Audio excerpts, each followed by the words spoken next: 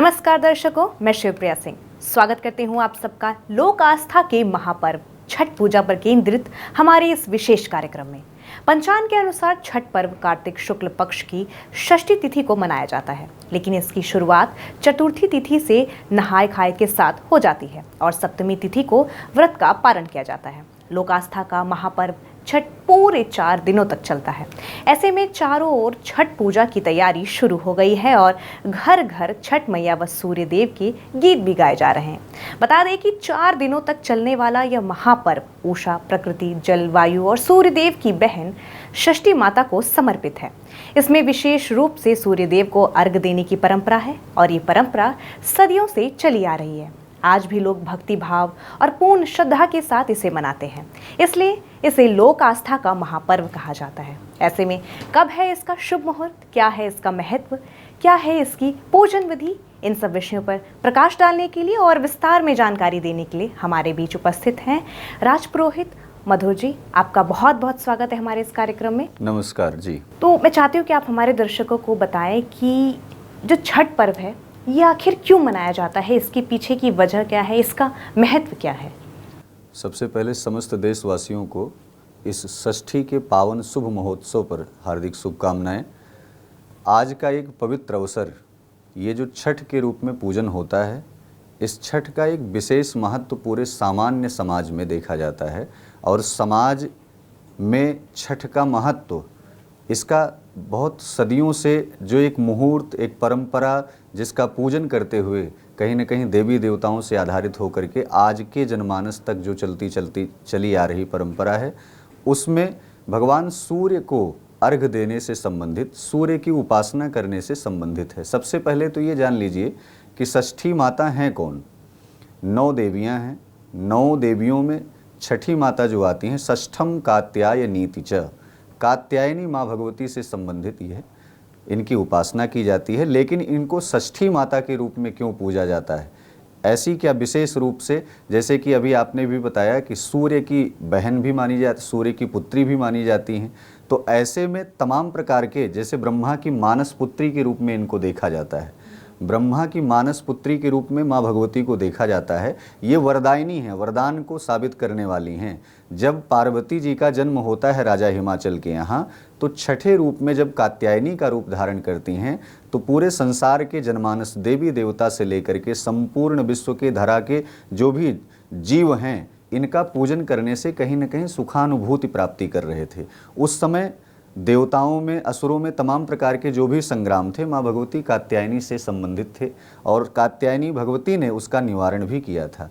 तमाम और भी ऐसी दंत कथाएं हैं जो लौकिक परंपरा में है, जो मान्यता है वो विशेष रूप से छठी माता कात्यायनी से ही देखी जाती है। अब रही बात कि षष्ठी का शुभ मुहूर्त, पावन मुहूर्त जिसमें आप लोग पूजन कर रहे हैं, और षष्ठी के महत्व के अंतर्गत में आप पूजन करेंगे तो उसका लाभ क्या मिलेगा। सूर्य की पुत्री का नाम यमुना है और इसमें आप जल से, जलाशय से, तालाब से, नदी से, सरोवर से, पोखरे से आदि से संबंध रखते हुए इस व्रत को, अनुष्ठान को आप पूर्ण करते हैं।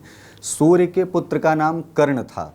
सूर्य के पुत्र का नाम कर्ण था।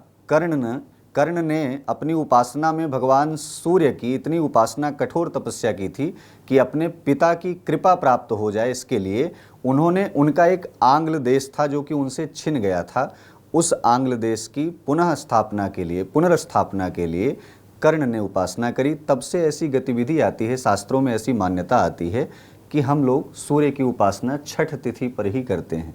अब रही बात चतुर्थी तिथि से लेकर के षष्ठी तिथि तक इसका विशेष रूप से पूजन, भगवान गणेश की सबसे प्रिय तिथि है चतुर्थी तिथि, और चतुर्थी तिथि से अर्थात विघ्नहर्ता हैं भगवान गणेश। माताएं आज के दिन जब अपने पुत्र की लंबी कामना के लिए व्रत को नहाए खाए से प्रारंभ करती हैं, नहाए खाए अर्थात आज के दिन घर की शुद्धता, पवित्रता, शरीर की शुद्धता और पवित्रता को करके भगवान सूर्य की उपासना के लिए आज से इस व्रत को हम जब प्रारंभ करते हैं तो उसमें नहाए खाए का यही वरदान प्राप्त होता है कि भगवान गणपति की उपासना करें।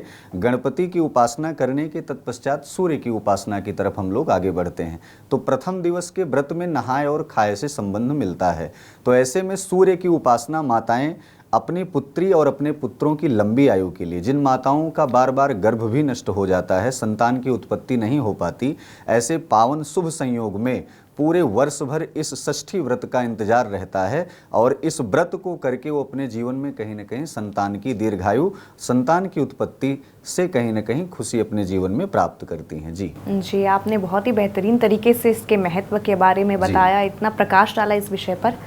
मेरा अगला जो प्रश्न है आपसे, वो ये है कि इसके जो शुभ मुहूर्त हैं और वो क्या क्या हैं, इसके शुभ मुहूर्त के बारे में अगर आप थोड़ा सा प्रकाश डाल सकें। देखिए, ऐसा है जैसे कि नहाए खाए का जो व्रत है, प्रारंभिक व्रत के समय में नहाए खाए से संबंध रखने वाली जो परिस्थितियां हैं, उसमें सूर्य जब प्रातः काल में निकल रहा है, अर्थात प्रातः उत्थाय, प्रातः काल उठ करके सूर्य की उपासना करें।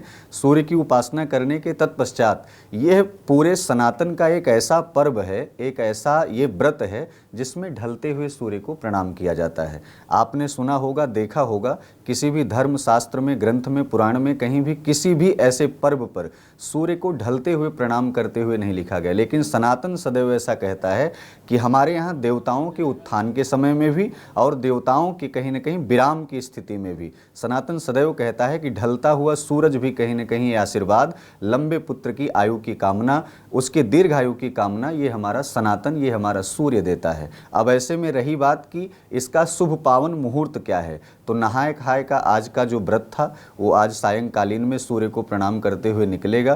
ततः दूसरे दिन का जो व्रत है, दूसरे दिन के व्रत में भी उसमें अनुष्ठान में आप सुंदर पकवान और भोजन बनाते हैं। प्रातःकाल पूजन सूर्य को, वैसे ही सूर्य को प्रणाम करेंगे, अपने कुल के देवता, क्योंकि पिता कारक सूर्य माना जाता है। सूर्य जो है वो पिता का कारक माना जाता है। तो ऐसे में अपने पूर्वजों को ये प्रणाम निवेदित करें कि आपकी कृपा से ये मेरा जन्म हुआ है और हमारा उत्थान कैसे हो। जैसे सूर्य की किरण पड़ने पर कमल विकसित होता है, ठीक उसी प्रकार से सूर्य की उपासना करने पर हमारे इस युग, इस कुल में आने वाले जो जातक हैं वो कहीं न कहीं ध्रुव और प्रहलाद जैसी सुंदर भावना रखते हुए नारायण की उपासना करते हुए धर्म में सदैव संलिप्त रहें। दूसरे दिन का आप जो है जो व्रत करेंगे, सायंकालीन बेला में आप सुंदर पकवान बना करके उस पकवान का भोग लगाएंगे और पकवान के भोग लगाने के तत्पश्चात आप पारण करेंगे। तृतीय दिवस का जो सबसे महत्वपूर्ण व्रत माना जाता है वो तृतीय दिवस अर्थात पंचमी से ही वो शुरू हो जाता है। अब ऐसे में जो निर्जला बिल्कुल रखना है आपको, उस दिन जल का पान भी नहीं करना। ऐसे ही भीमसेनी एकादशी कही जाती है।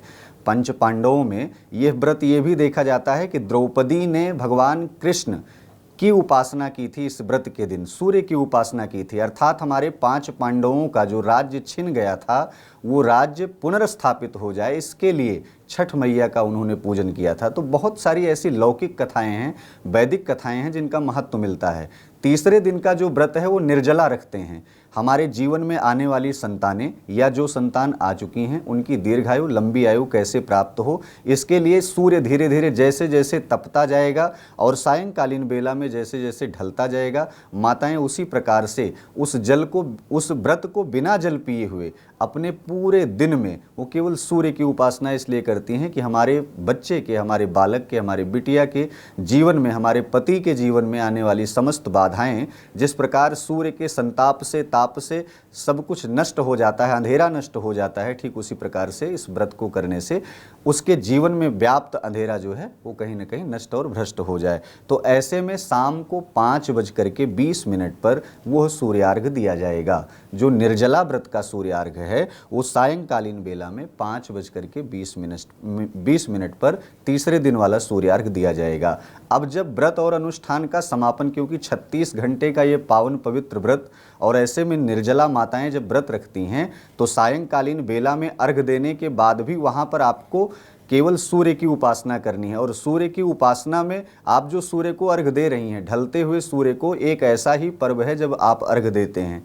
वैसे तो लोग प्रणाम करने से भी बचते हैं कि कहीं ऐसा ना हो हमारे जीवन में सूर्य ढलता हुआ ऐसा आए कि कोई आपत्तियां आने लगे, लेकिन सनातन सदैव ये कहता है कि सूर्य के आने से कमल विकसित होता है, सूर्य के आने से समस्त जनमानस प्रभावित होता है। ठीक उसी प्रकार से सूर्य की उपासना करने से, ढलते हुए सूर्य की उपासना करने से अपने पति की, अपने पुत्र की, अपने पुत्री की लंबी दीर्घायु के लिए वो माताएं कहीं न कहीं समस्त भारत ही नहीं पूरा विश्व आज के दिन यह पूरा विश्व, पूरा सनातन आज के दिन पूजन कर रहा होगा। चौथे दिन प्रातःकाल इस व्रत का पारण कब करना है? जब आप सायंकालीन में अर्घ देने के बाद, पूजन करने के बाद चौथे दिन का जो व्रत होगा, विराम दिवस का जो व्रत होगा, प्रातःकाल सूर्य निकल रहा होगा, सूर्य की अरुणिमा पूरे संसार को व्याप्त प्रकाशित कर रही होगी।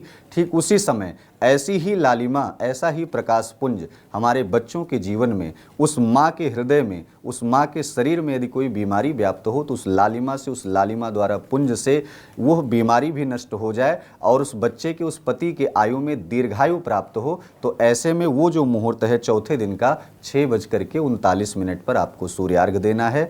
और सूर्यार्घ देते वक्त यही कामना करनी है कि हे छठ मैया, इस पवित्र अवसर को पुनः हमारे जीवन में ले आइए, हमारे परिवार में सुख समृद्धि ऐश्वर्य वृद्धि बनी रहे, और उसी दिन विसर्जन कर देना है। जी चलते चलते मेरा आखिरी जो सवाल आपसे है वो ये है कि ऐसी कौन सी वो बातें हैं जिसका हमें विशेष रूप से ध्यान रखना चाहिए जब हम छठ जैसे पर्व की हम पूजा कर रहे हैं। छठ पर्व में जब हम पूजा अर्चना करते हैं तो ऐसी बहुत सी बातें होती हैं जिसका हमें विशेष रूप से ध्यान रखना चाहिए, तो वो कौन सी बातें हैं?